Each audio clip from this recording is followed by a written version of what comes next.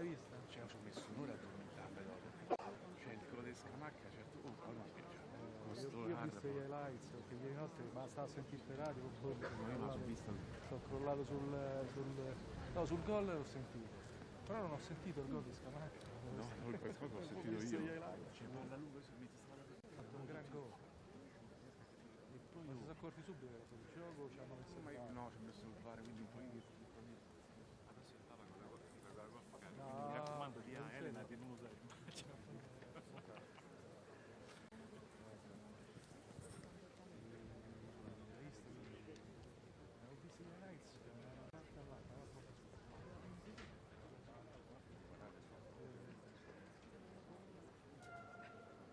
Facciamo così,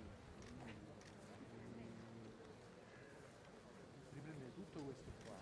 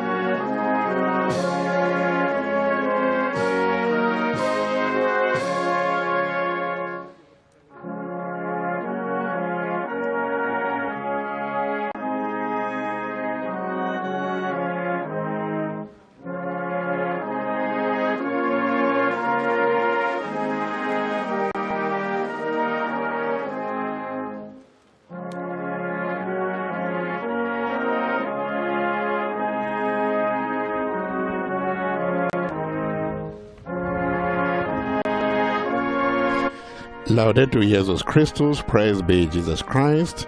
Welcome to our continued coverage of Pope Francis' apostolic visit to Slovakia. The Holy Father Pope Francis arrived in Slovakia last evening, and he will be in this traditionally Catholic country of Central Europe till Wednesday. I'm Father Paul Samasumo. On behalf of Vatican Media, I would like to welcome all of you joining us for this live broadcast on television or radio. Welcome to our television viewers and radio listeners of Catholic TV, Catholic Faith Network, EWTN TV English, Shalom World Networks in the US, Shalom TV India, Salt and Light TV, at Madashan TV, Luminous Radio India, Radio Maria in Papua New Guinea. And welcome to all of you joining us for this live broadcast in various languages on our various media channels, such as Vatican News website and Facebook and other social media channels. The apostolic visit of Pope Francis to Slovakia has been described by himself as a spiritual and pastoral visit. Right now, the president of Slovakia, Zuzana Čaputová, addressing the Holy Father, Your Holiness, dear Pope Francis, dear fellow citizens, when I met you a few months ago, you told me that you have Slovakia in your heart. Hopefully, these few days with us will give us the new opportunity to show you that you as a person, your spiritual calling, and your thoughts have a place in our hearts as well. I also have these words of yours in mind. One could say today we are not living an epoch of change, but so much an epochal change. After the fall of communism, our country also went through and is still going through a period of great change. Czechoslovakia was peacefully divided into two states where two brotherly peoples, the Slovaks and the Czechs, live in mutual respect and cooperation. Slovakia is a strong member of the large family of democratic states in the European Union. This offers us important international guarantees for our security and prosperity. Christianity and the Catholic Church have been an essential part of our cultural identity for centuries. We welcome you, however, not only as a representative of one of the largest religious families on this planet, but also and above all as a source of inspiration, which is necessary for the future of humanity, for the future of our Slovakia, and for the future of Christianity in it. It is really important how you proclaim the message of the gospel in our age, not only as something that's just a legacy of priests, but you present the gospel as a journey that transforms our present and points us towards tomorrow. Our world today is united in many ways, yet it is also tragically divided. Every crisis, including pandemics, brings strong words and gestures of strength. Increasingly, quiet tones, openness, and understanding are seen as manifestations of weakness.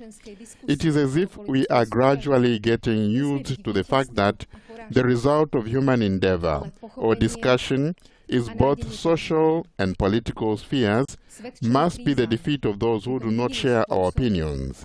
Yet, if this epochal change in us is to be the beginning of a better future, we must change our approach. The outcome of every purpose, every social debate, every political competition should not be victory or defeat, but understanding and acceptance.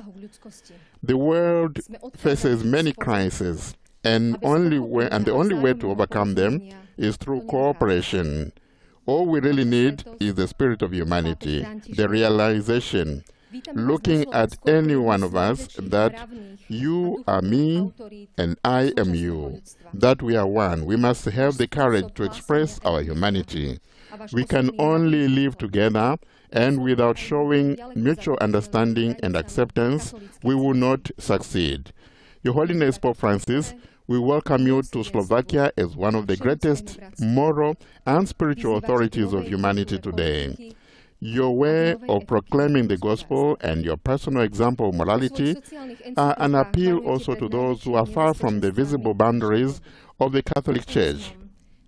You call for humility, mercy, and human fraternity. You call for a new culture of politics and a new ethics of economics. In your social encyclicals, you warn against the greatest dangers of our time: populism, national egoism, fundamentalism, and fanaticism. You clearly speak out against all those who want to exploit religion for political ends. Your emphasis that the core of the gospel is to help the needs, the homeless, those who war, terrorism, and poverty drive out of their countries. You repeat on many occasions that any form of anti-Semitism and religious intolerance is irreconcilable with Christianity. I also recall the words you spoke in one of our conversations. You said, God always forgives. We humans forgive from time to time. Nature no longer forgives. I agree with you. And in order to survive, we must once again learn to be sensitive to our planet, which used to whisper and now cries out to us that it cannot bear us any longer because we are too heavy. We must look at the causes and consequences of all the climate crisis as a problem for all of us and seek shared solutions. Your Holiness, we are grateful for your visit to Slovakia. Fatal struggles for survival, dignity, language, individual and national freedoms, recognition, tolerance of minorities, preservation of faith, but also biodiversity constitute our heritage. Although we have made mistakes and suffered defeats, we have managed to rise again. This was the case during the Slovakian national uprising and also in November 1989. You come among friends and generous people who honor their traditions and their land, and whole generations of parents and grandparents have an inscription in the decor of their homes. guests in the house, God in the house. Your Holiness, dear Pope Francis, welcome to Slovakia.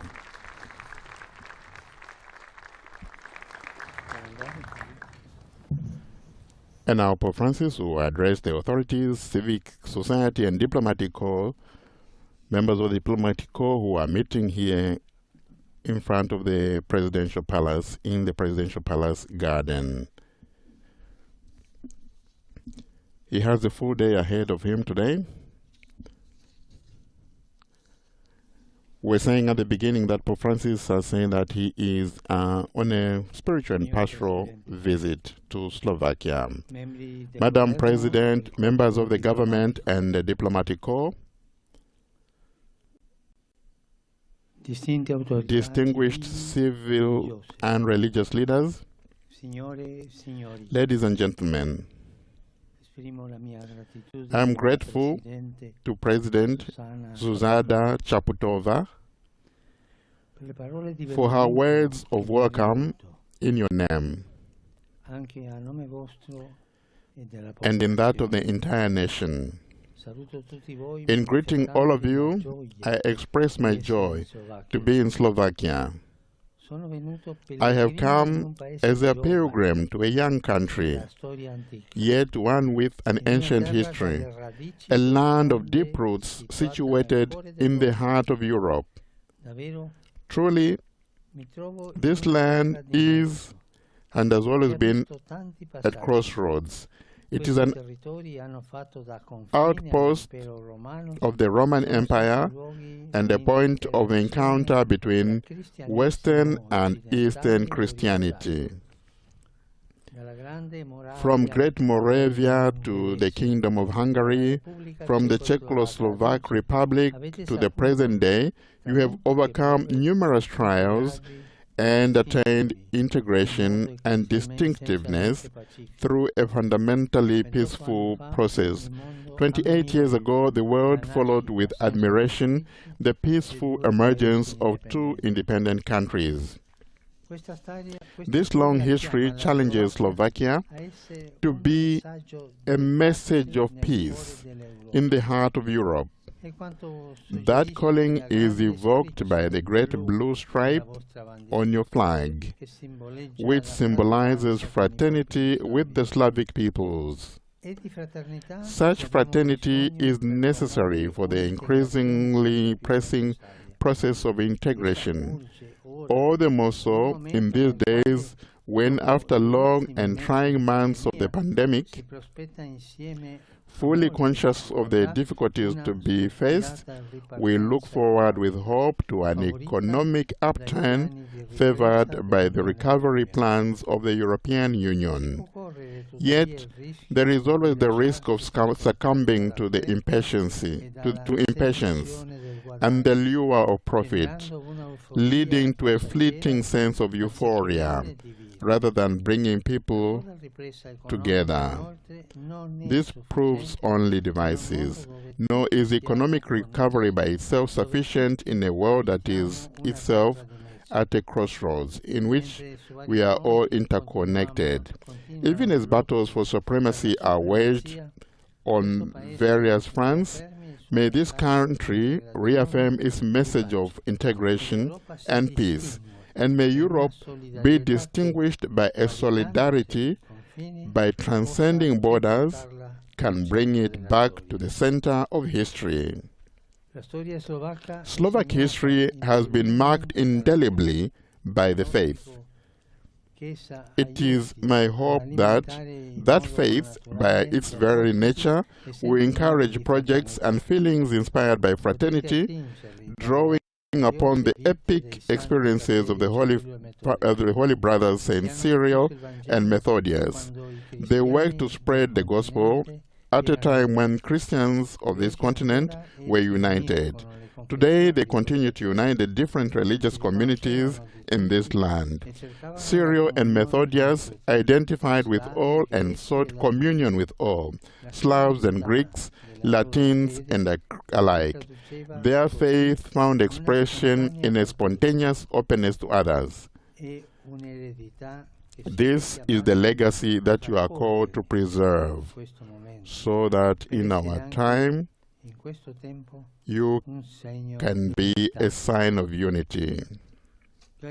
Dear friends, may your hearts always cultivate this vocation to fraternity, along with your native gifts of warmth and sincerity. Hospitality is extremely important to you. I am struck by the Slavic custom of offering bread and salt to visitors as a sign of welcome. I would like to reflect with you on these simple yet precious gifts so rich in evangelical meaning. Bread. God chose bread to make himself present in our midst. Bread is something essential.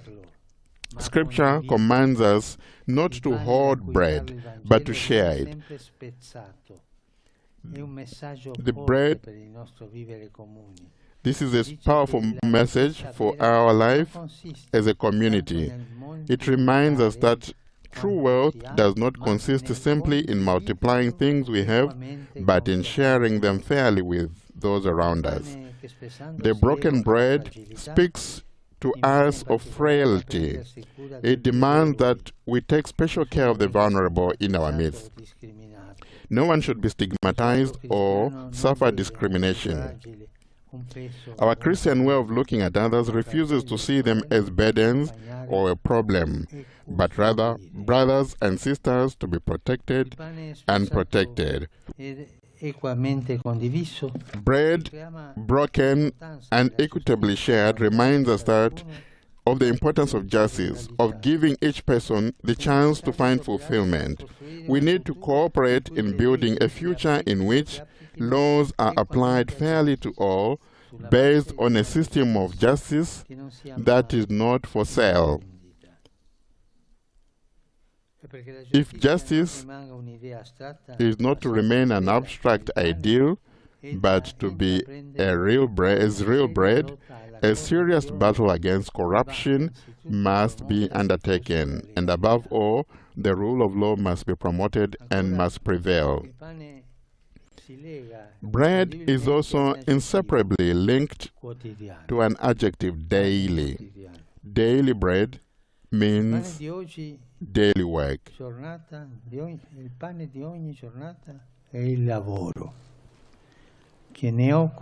Just as without bread, there is no nutrition, without labor, there is no dignity. At the basis of a just and fraternal society is the right of each person to receive the bread of employment, so that no one will feel marginalized or constrained to leave family and homeland in search of a better life. You are the salt of the earth. Salt is the first symbol that Jesus used to teach his disciples. More than anything, salt gives flavor to food. It reminds us of the flavor of our lives, the flavor that our lives need, if they are not to become tasteless and insipid. Organized and efficient structures will not suffice to improve our life as human community. We need flavor, the flavor of solidarity. Just as salt gives flavor only by dissolving, so society rediscovers this flavor through the gratuitous generosity of those who spend their lives for others. It is good for young people in particular to be encouraged in this, to feel that they have a share in shaping the future of their country, so that they can take it to heart and enrich it in history with their dreams and their creativity. There can be no renewal without young people, yet they often end up being disenchanted by a consumerism that makes life bland and dull. In Europe, all too many people live lives of weariness and frustration, overwhelmed by the frenetic pace of life and incapable of finding reasons for inspiration and hope. The missing ingredient is concern for others. When we feel responsible for someone else, this gives flavor to our lives and enables us to realize that what we give away is really a gift we make to ourselves. At the time of Christ, salt gave flavor, but it was also used to preserve food, to keep it from spoiling.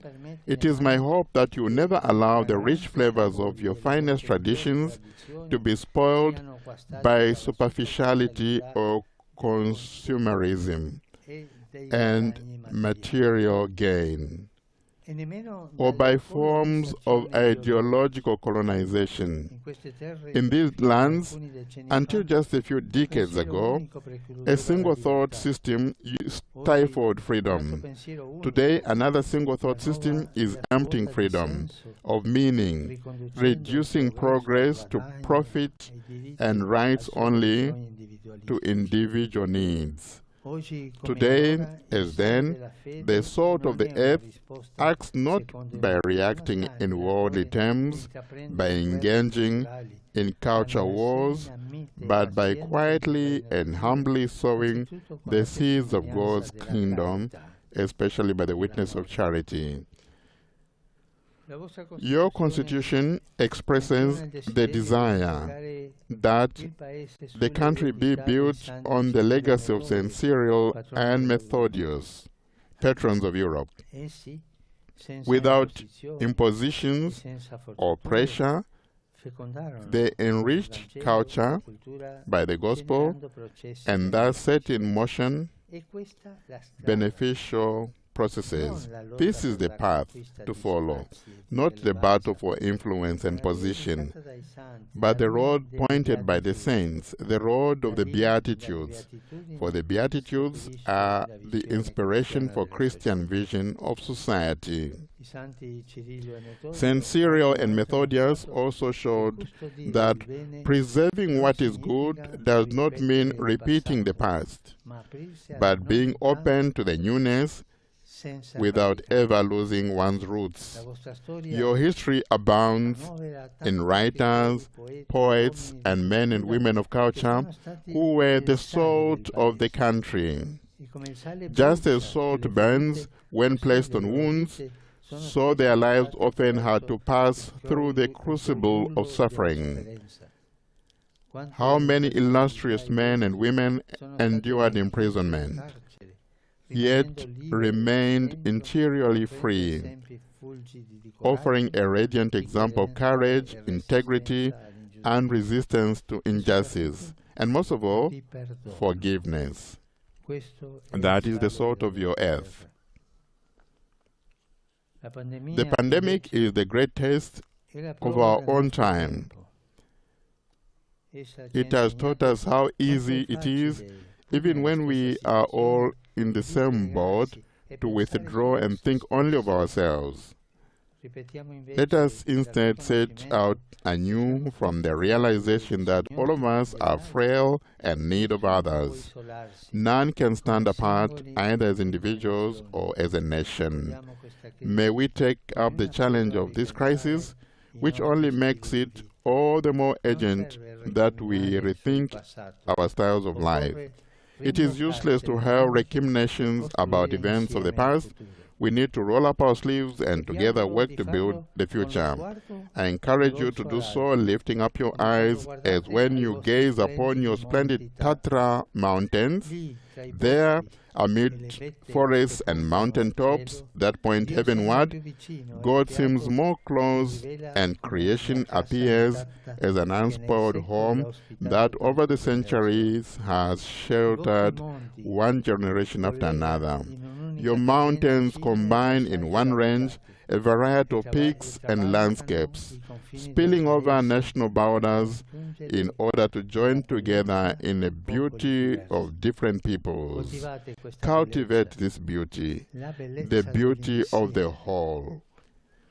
It requires patience and effort, courage and sharing, enthusiasm and creativity. Yet it is the human work, blessed by heaven above. God bless you. God bless this land.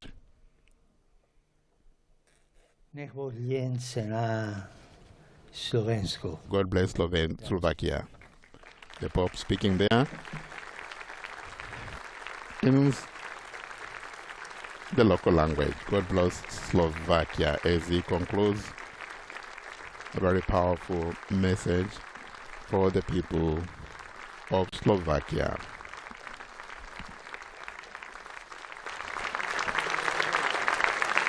Earlier we had a speech from the President of the Republic, Zuzana Chaputova, and she also spoke passionately about what the Holy Father stands for and his message.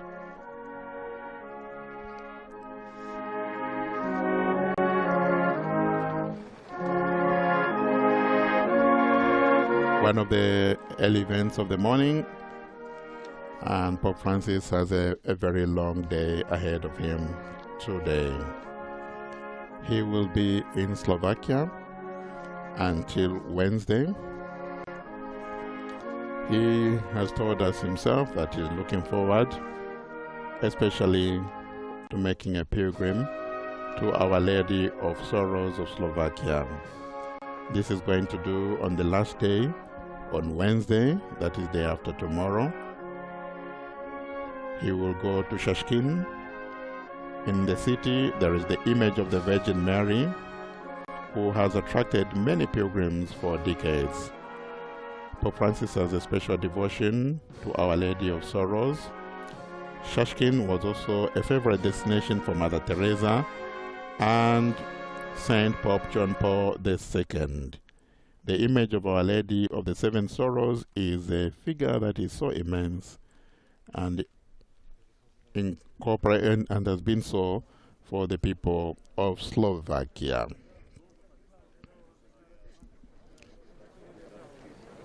And that brings us to the end of this live broadcast. Pope Francis has just concluded a meeting Slovakian authorities, civil society, members of the diplomatic corps at the presidential palace in the capital of Slovakia, Bratislava. I'm Father Paul Samasumo, and on behalf of Vatican Media, thank you all for joining Pope Francis on this apostolic voyage to Slovakia. There are many other papal events lined up today and tomorrow that we shall be covering as we follow Pope Francis's apostolic voyage. Do join us for some of them if you can. Allow me, before I go, to acknowledge our television and radio listeners of Catholic TV, Catholic Faith Network, EWTN TV English, Shalom World Networks in the US, Shalom TV India, Salt and Light TV at Madashan TV, Luminous Radio India, Radio Maria in Papua New Guinea. Remember, on our website, vaticannews.va, you can find more details about the apostolic voyage to Slovakia. Enjoy the rest of your day. Laudetur Jesus Christus. Praise be Jesus Christ.